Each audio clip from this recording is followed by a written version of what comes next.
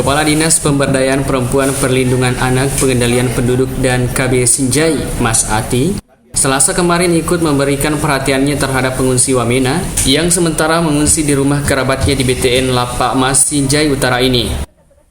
Bersama sejumlah pegawai dari Dinas P3 AP2KB lainnya, Mas Ati dalam kunjungannya ini berusaha memberikan dukungan moral kepada keluarga Marwati Sanusi yang saat ini dinilai masih merasakan trauma pasca kerusuhan di Wamena. Dari sisi tinjauan kami, mereka terlalu tetapi namun demikian kita tetap harus melakukan kepedulian, perhatian kepada mereka supaya mereka bisa tuntas untuk tidak lagi mengingat kejadian di Wamena.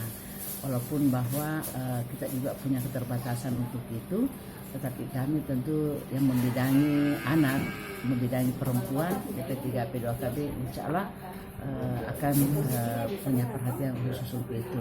Selain memberikan dukungan moral, pihak Dinas P3 AP2KB dalam kesempatan ini juga menyerahkan beberapa bantuan kebutuhan hidup sehari-hari yang diharapkan sedikit meringankan beban pengungsi selama berada di Sinjai. Zakaria Ridwan, Sinjai TV.